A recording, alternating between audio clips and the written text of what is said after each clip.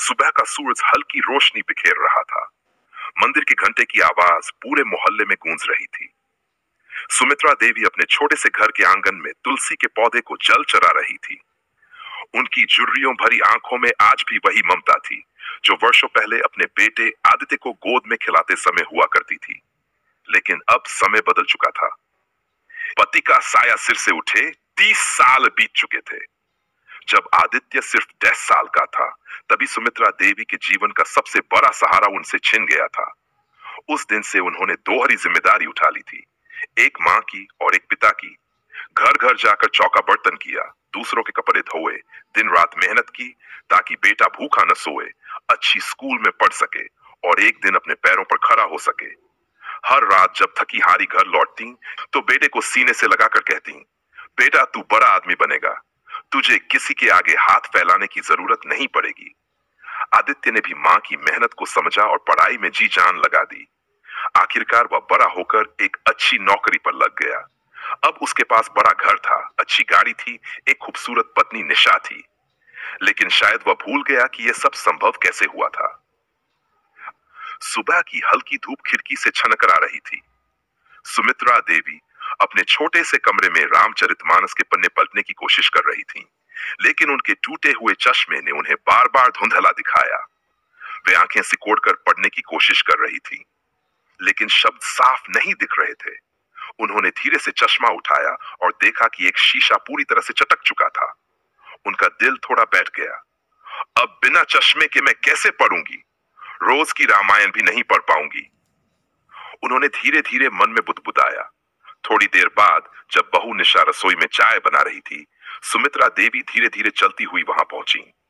उन्होंने हल्की आवाज में कहा, बेटा मेरा चश्मा टूट गया है, तू बाजार जाती ही रहती है तो नया बनवा देना। निशा चाय में चीनी डाल रही थी। उसने पहले तो उनकी बात को अनसुना कर दिया, लेकिन जब सुमित्रा देवी दोबारा बोली तो निशा ने चिढ़कर मुंह बनाते हुए कहा, माँ जी आपको चश्मे की क्या जरूरत है, आप करती ही क्या है सारा दिन? सुमित्रा देवी के चेहरे की झुर्रियों में एक हल्की उदासी तैर गई। क्या सच में अब मेरी कोई जरूरत नहीं रही इस घर में? उन्होंने सोचा, लेकिन कुछ कहा नहीं। निशा ने हाथ में पकड़ा हुआ कप जोर से प्लेट पर रखते हुए फिर कहा, अरे माँ जी, चश्मा बनवाने में पैसे खर्च होते हैं, आपको तो दिन भर बस बैठना ही होता है। ऐसा कौन सा बड़ा काम करती हैं जिसके लिए आपको चश्मा चाहिए? वैसे भी आपके पास करने के लिए है ही क्या? इस बार निशा की आवाज तेज थी और उसमें एक व्यंग्य भरी कटुता थी, जैसे वह ये जताना चाहती हो कि सुमित्रा देवी का होना या न होना इस घर में कोई मायने नहीं रखता। सुमित्रा देवी ने आंखें झुका ली। दिल अंदर तक दुखी हो गया, लेकिन उन्होंने फिर भी अपने दर्द को शब्दों में नहीं उकेरा। बहू के तानों से बचते हुए वे धीरे धीरे अपने कमरे की ओर लौट गई। मेरी बस इतनी सी मांग थी, और उसने ऐसे जवाब दिया जैसे मैंने कोई बहुत बड़ा एहसान मांग लिया हो। उनके मन में यह बात रह रहकर गूंजने लगी। उन्होंने सोचा कि बेटे आदित्य से कहेंगी, लेकिन आदित्य सुबह ही ऑफिस चला जाता और देर रात घर आता था। वह थका मांदा आता तो वे उसे परेशान नहीं करना चाहती थीं। अब वे बिना चश्मे के ही काम चलाने लगी। आंखें दर्द करने लगी, सिर में हल्का हल्का भारीपन रहने लगा। लेकिन उन्होंने कभी दोबारा किसी से चश्मे की बात नहीं की। लेकिन उन्हें क्या पता था कि यही टूटा हुआ चश्मा आने वाले दिनों में बहुत कुछ बदलने वाला था। कुछ दिन बाद उनका पोता अंशु घर में खेलते खेलते एक महंगा कांच का गिलास गिराकर तोड़ देता है। छन! आवाज सुनकर निशा दौड़कर आई।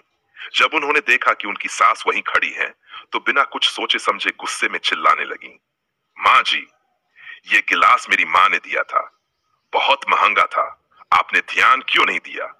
सुमित्रा देवी अवाक रह गई। दिल रोने लगा, लेकिन होंठों पर मौन था। तभी आदित्य ऑफिस से लौटकर आया। उसने माँ को सहमा हुआ देखा और निशा को डांटते हुए कहा, गिलास था, टूट गया, इसमें माँ की क्या गलती?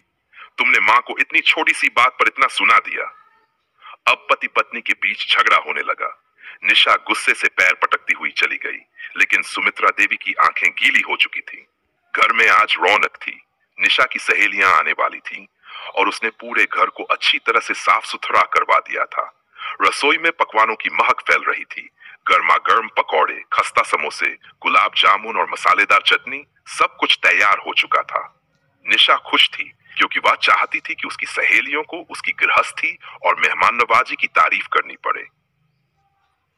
दोपहर के करीब 4 बजे उसकी सहेलियां घर पहुंच गई।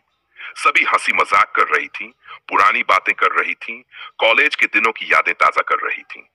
तभी अचानक निशा को ध्यान आया, अरे चाय तो बनानी रह गई। वह जल्दी जल्दी रसोई की ओर भागी। रसोई में घुसते ही उसने अपनी सास सुमित्रा देवी को देखा, जो धीरे धीरे प्लेट में समोसे सजा रही थीं। अरे मां जी, जरा जल्दी से चाय बना दीजिए, मेरी सहेलियां आई हैं, निशा ने बिना सोचे समझे कहा। सुमित्रा देवी ने एक पल के लिए उसे देखा। मैं बना देती हूं बेटा, उन्होंने प्यार से कहा और चाय बनाने लगी। लेकिन निशा को एक बात याद नहीं थी। सुमित्रा देवी का चश्मा टूटा हुआ था। उन्होंने बिना देखे ही डिब्बे से कुछ निकालकर चाय में डाल दिया, लेकिन चीनी की जगह वह नमक था। कुछ ही देर में चाय तैयार हो गई। गर्मा गर्म चाय प्यालों में डाली गई और ट्रे में रखकर ड्राइंग रूम में ले जाई गई। ये कैसी चाय है? जैसे ही निशा की सहेलियों ने चाय का पहला घूंट लिया, उनके चेहरे बिगड़ गए। उफ, इतनी नमकीन चाय! तौबा, इतनी खराब चाय मैंने जिंदगी में नहीं पी। एक सहेली ने छत से कप नीचे रख दिया, दूसरी ने मुंह बना लिया और तीसरी ने तो घूंट भरते ही चाय को जमीन पर गिरा दिया। निशा, ये कैसी चाय बना रखी है तुमने? एक सहेली ने चिढ़कर कहा। निशा को अपनी सहेलियों के सामने बहुत शर्मिंदगी महसूस हुई। उसका गुस्सा 7वें आसमान पर पहुंच गया। उसने गुस्से में ट्रे उठाकर जोर से टेबल पर पटक दी और तेज कदमों से रसोई की ओर भागी। रसोई में पहुंचते ही उसने तमतमाए चेहरे से सुमित्रा देवी को देखा और चिल्लाई, मां जी, आपने ये क्या किया? नमक डालकर चाय बना दी? इतनी बेइज्जती करवा दी आपने मेरी। सुमित्रा देवी एकदम सकपका गई। बेटा, अब बहाने मत बनाइए।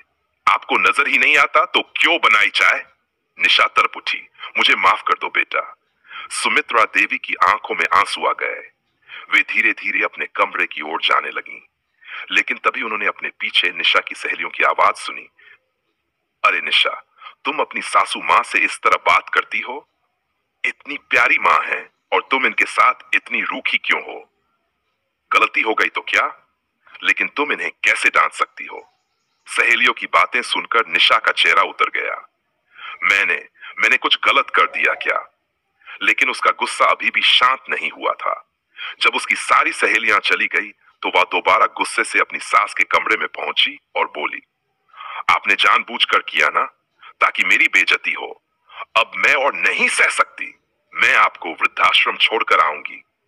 ये सुनते ही सुमित्रा देवी का दिल धक से रह गया। क्या मेरी बहू अब सच में मुझे घर से निकाल देगी? कमरे में सन्नाटा छा गया। बस दर्द की एक गहरी लहर पूरे घर में दौड़। रात का समय था। पूरा घर गहरे सन्नाटे में डूबा हुआ था, लेकिन सुमित्रा देवी के दिल में तूफान मचा हुआ था। दिन भर की घटनाएं उनके मन में घूम रही थीं। बहू का ताना, नमक वाली चाय, सहेलियों के सामने बेइज्जती और अंत में वृद्धाश्रम भेजने की धमकी। वे अपने कमरे के कोने में बैठी थीं। कभी अपने बेटे के बचपन की यादें ताजा करती, तो कभी अपने भविष्य की चिंता में डूब जाती। उनकी आंखों में आंसू थे, लेकिन वे उन्हें बहने नहीं दे रही थीं। तभी दरवाजा खुला। आदित्य घर लौट आया था। वह रोज की तरह थका हुआ था, लेकिन जैसे ही उसने घर में घुसते ही मां के कमरे की बत्ती जली देखी, उसे कुछ अजीब सा महसूस हुआ। वह धीरे धीरे मां के कमरे में पहुंचा और देखा कि सुमित्रा देवी आंखें झुकाए चुपचाप बैठी थीं। मां, आप इतनी रात को क्यों जाग रही हैं? उसने चिंतित स्वर में पूछा। सुमित्रा देवी ने कोई जवाब नहीं दिया। वे चाहती थी कि बेटे को इस घर की कड़वी सच्चाई न पता चले, लेकिन आदित्य मां का चेहरा पड़ चुका था। उसने तुरंत पूछा, मां, कुछ हुआ है क्या? इस बार सुमित्रा देवी ने सिर हिलाया, लेकिन कुछ कहने की हिम्मत नहीं जुटा पाई। तभी अचानक बाहर से बहू निशा की तेज आवाज आई। मैं कह रही हूं ना, अब मैं इस औरत को अपने घर में नहीं रख सकती। या तो ये जाएंगी या फिर मैं। आदित्य का दिमाग ठनक गया। वह झटके से उठकर हॉल की ओर बढ़ा। वहां उसने देखा कि निशा गुस्से में लाल पीली हो रही थी और अपना सामान समेटने में लगी थी। तुम मेरी मां को घर से निकालना चाहती हो? आदित्य की आवाज इतनी जोरदार थी कि घर की दीवारें तक कांप गई।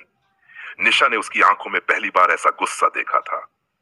हाँ, मैंने कह दिया, अब या तो ये रहेंगी या मैंने सहा बहुत है। इनकी वजह से मेरी कितनी कितनी बेइज्जती हुई आज।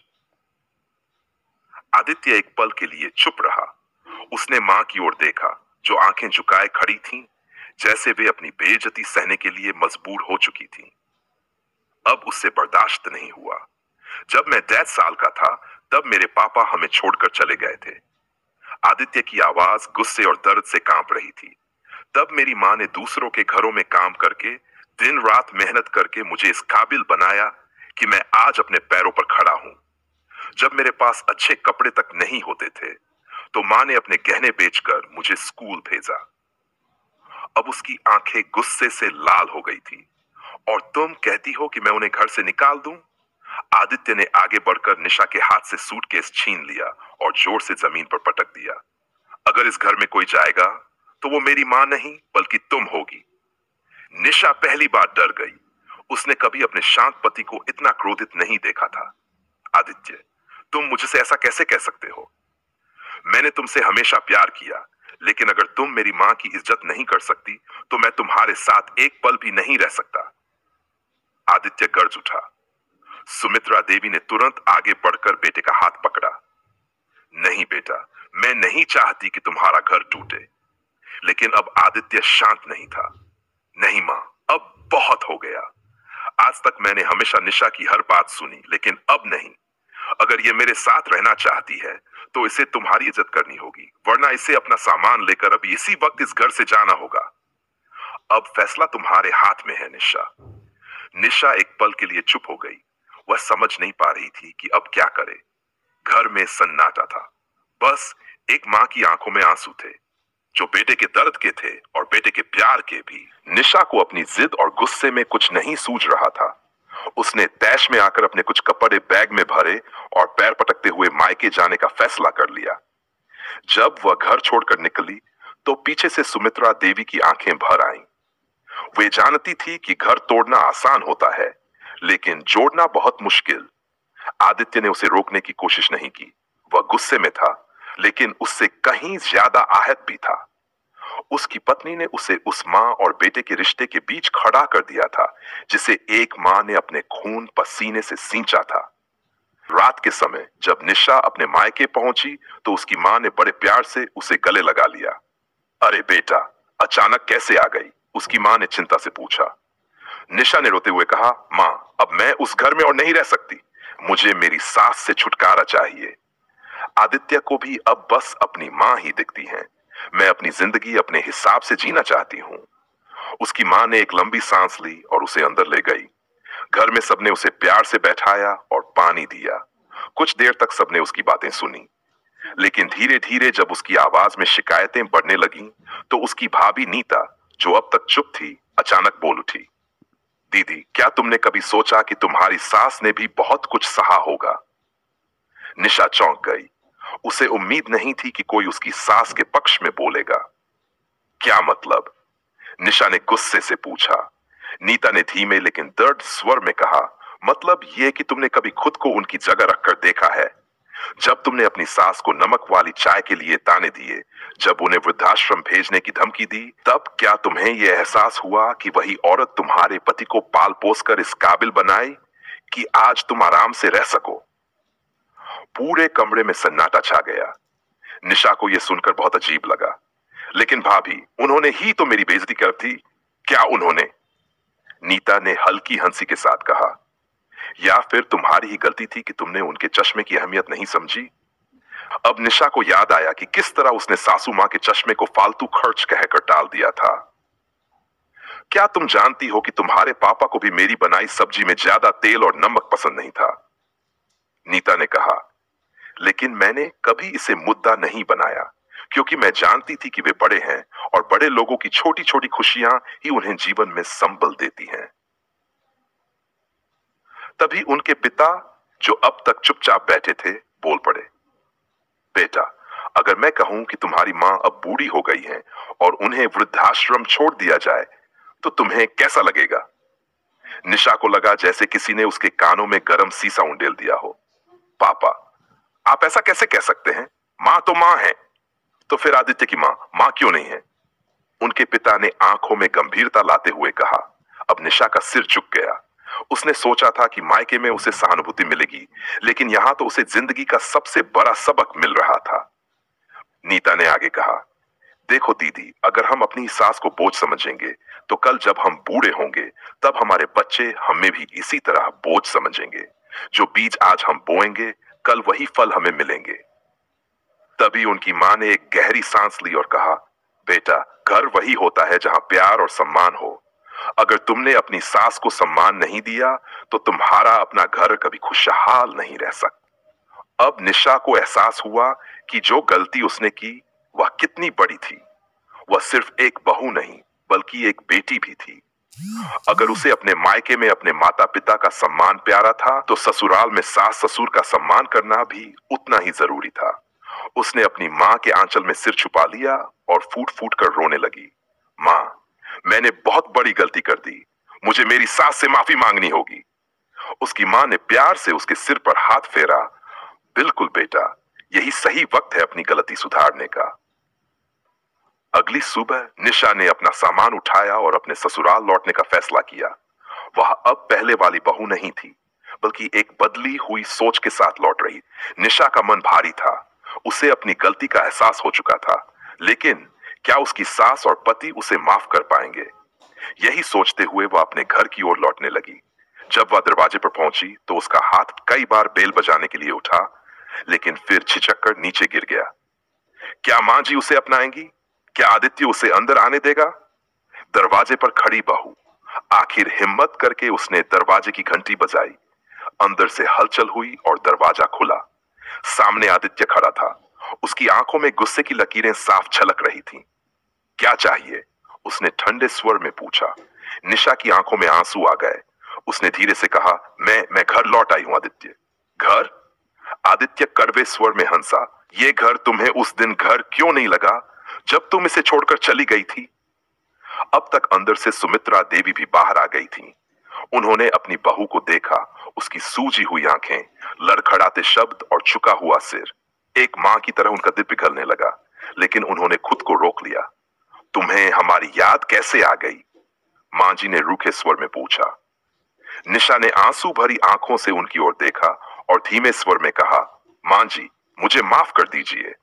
वह झुककर सासू मां के पैर छूने लगी, लेकिन सुमित्रा देवी एक कदम पीछे हट गई। माफी से क्या बदल जाएगा बहू? मां जी, मैं सच में बदल गई हूं। जब मैं मायके गई तो वहां एहसास हुआ कि जैसे मुझे अपने माता पिता से प्यार है, वैसे ही आपको भी अपने बेटे से। मैंने आपको कितना दुख पहुंचाया, ये अब समझ में आ रहा है। आदित्य अब भी चुप था, लेकिन उसके चेहरे पर हल्का सा बदलाव आया। क्या गारंटी है कि तुम फिर वही गलती नहीं करोगी? उसने सख्ती से पूछा। निशा ने एक लंबी सांस ली और कहा, मुझसे गलती हुई और मैं हर संभव कोशिश करूंगी कि अब कभी आपको तकलीफ ना हो। मैं एक अच्छी बहू और एक अच्छी बेटी बनने का वादा करती हूं। अब तक सुमित्रा देवी का दिल भी पिघलने लगा था। वे कोई पत्थर दिल नहीं थी। उन्होंने अपने जीवन में बहुत कुछ सहा था और वे चाहती थी कि घर का रिश्ता प्यार से जुड़ा रहे। उन्होंने धीरे से निशा के सिर पर हाथ रखा और कहा, बेटा, घर वही होता है जहां सब एक दूसरे का सम्मान करते हैं। तुमने देर से सही, लेकिन ये समझ लिया, यही काफी है। अब तक आदित्य का गुस्सा भी कुछ कम हो गया था। उसने गहरी सांस ली और कहा, चलो अंदर आओ। निशा अंदर आई और अपने पुराने कमरे में गई। सब कुछ वैसा ही था, लेकिन माहौल बदला बदला सा था। उसे एहसास हो गया था कि रिश्ते संजोने पड़ते हैं, सिर्फ नाम के नहीं होते।